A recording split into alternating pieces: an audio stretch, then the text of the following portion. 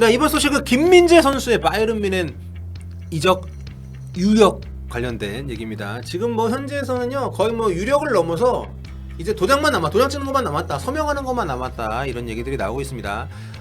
파브리치오 로마노가 또 한 번 보도를 했어요. 자기가 얘기했던 것처럼 김민재와 바이에른 뮌헨 합의했다. 선수와 구단 간의 합의는 이뤄졌다. 이제는 이제 그 바이아웃 조항이 얼마이고 나폴리에서 얼마를 받아들이느냐, 이것만 남았다, 이런 얘기를 할 정도로 지금 굉장히 김민재 선수의 이적은 많이 지금 진행이 되어 있는 상태고요.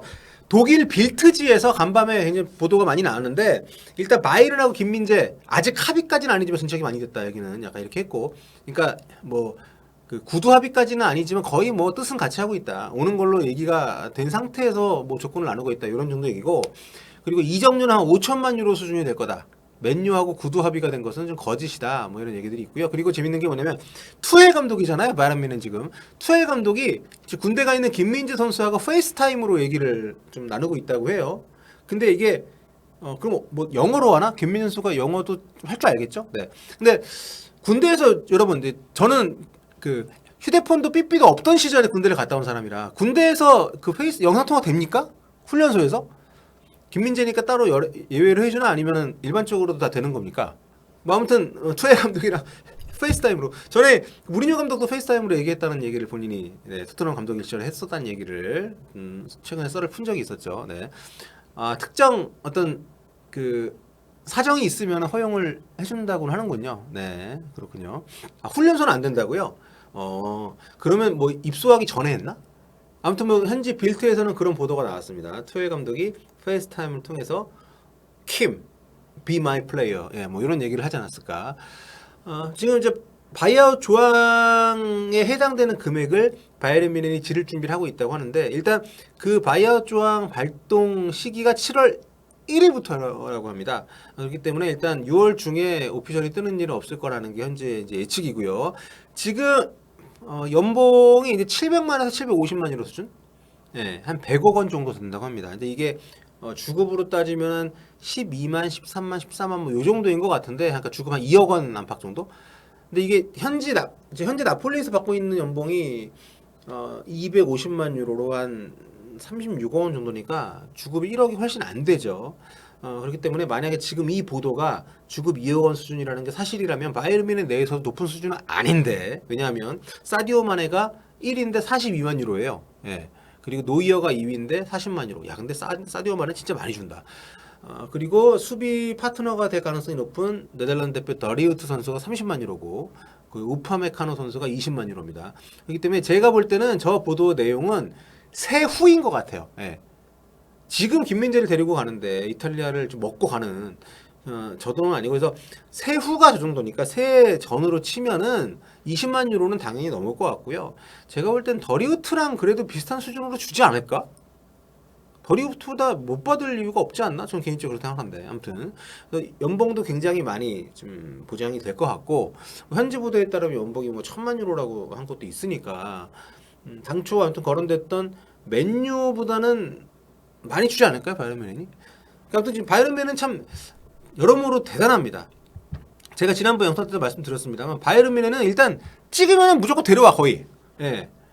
본인들이 이 선수가 필요하다면 정말 뭐 최종적으로 안 된다 하더라도 어떻게든 최선을 다해서 속도를 높여가지고, 뭐 일단 데리고 와야겠다고 마음 먹으면은 뭐 얼마 깎고 1,000만 유로, 2,000만 유로 깎고 이런 거 안 합니다. 달라는 대로 주고 빨리 데려와서 팀에 빨리 합류를 시켜가지고, 그 선수의 기도 세워주고 뭔가 그 팀에 적응할 수 있는 시간 확보하는, 이게 빅클럽이죠. 이런 식으로 진행을 하기 때문에 일단 바이에른 뮌헨이 다른 거 다 제껴놓고 수비 쪽 보강에 굉장히 신경을 많이 쓰고 있는데, 지금 이런 패턴을 봤을 때 저는 김민재 선수가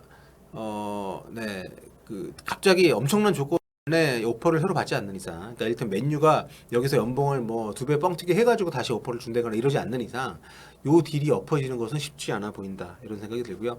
아무튼 지금 군대가 있는데 옆자리에 있는 훈련소 동기들이 보면 되게 신기해하겠네요, 여러 가지로. 안 그래도 신기한데, 와, 바이에른 뮌헨 선수야. 야, 바이에른 뮌헨 지금 연봉 뭐 100억 받는 이런 선수, 100억 이상 받는, 100억은 세후니까, 그런 선수하고 같이 훈련을 받는 거니까 아무튼 대단한. 근데 지금 재밌는 게 뭐냐면 바이에른 뮌헨이 수비 쪽에 굉장히 많이 지금 공을 들이고 있어요. 현지 보도를 보면 왼발잡이 수비수죠. 파우 토레스 선수, 스페인 국가대표 파우 토레스 선수 영입도 적극적으로 지금 나서고 있다 하고, 카일 워커 썰도 있습니다. 지금 맨체스터 시티의 라이트백과 또 센터백을 다 볼 수 있는, 이제 과거에 토트넘 손흥민의 동료였던, 탈트넘 이후에 정말 많은 우승 트로피를 휩쓸었던 카일 워커 영입 썰도 지금 나오고 있습니다. 그러니까 수비 쪽에 의외로 지금 레반도프스키 나가고 나서 그 공격수 영입에 가장 먼저 공을 들일 거라고 생각을 했었는데, 그것보다 지금 수비수 사모으는데 굉장히 지금 관심이 많습니다. 예. 이게 지금 왜냐하면 제 생각에는 투헤 감독이 3백 쓰려고 하나? 이런 생각도 들어요. 이게 워낙 3백 좋아하는 사람이잖아요, 투헤 감독이.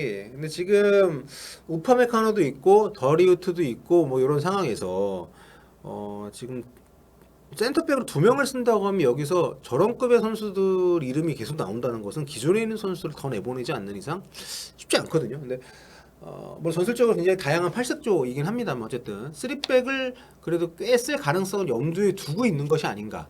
예, 저렇게 좀 빌드업도 되고 후방에서 멀티로 수비를 할 수 있는 선수들을 여러 명을 데리고 오려고 지금 한다는 얘기를 보니까, 해서 그렇게 되면 김민재 선수에게도 또 하나의 새로운 도전이 되겠죠.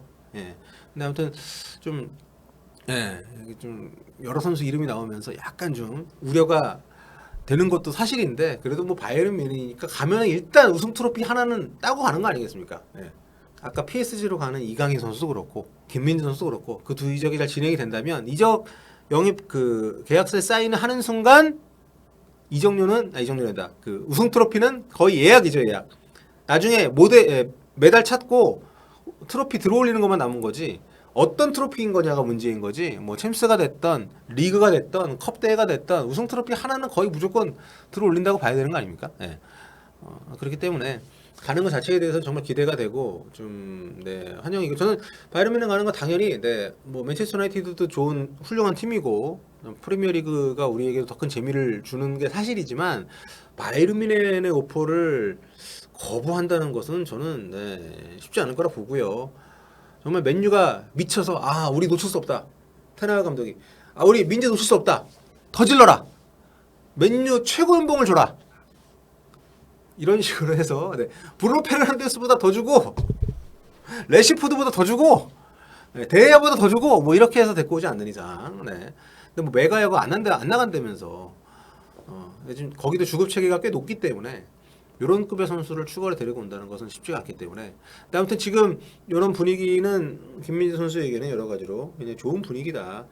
군대에서 혹시라도 뭐 다치는 일 없이 몸 성이 있다가 나와서 좋은 계약 소식을 또 우리에게 알려줬으면 좋겠고요. 아무튼 지금 연일 파브리치오 로마노 계정에서 뭐 이강인, 김민재, 박지수까지 이런 선수, 박지수란다, 김지수까지 이런 선수 이름이 계속 나오는 의신들을 보면서 참 기분이 묘합니다.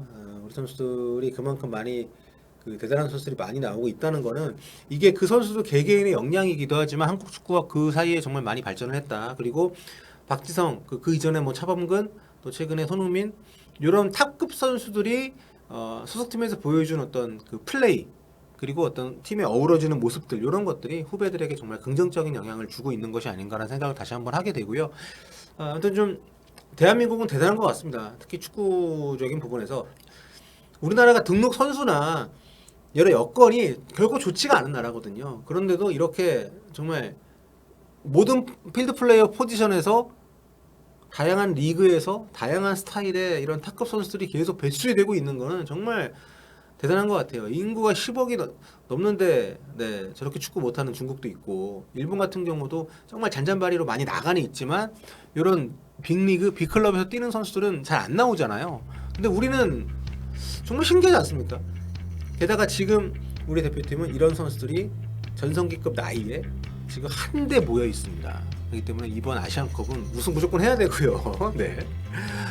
정말 여러분께서는 한국 축구의 절정기를 살고 계신다, 이렇게 보시면 될 것 같고, 정말 클린스만 감독이 이런 선수를 데리고 재밌는 축구, 또 아주 화려한 축구 만들어 줬으면 좋겠다는 생각을 하게 만드는 아침이었던 것 같습니다.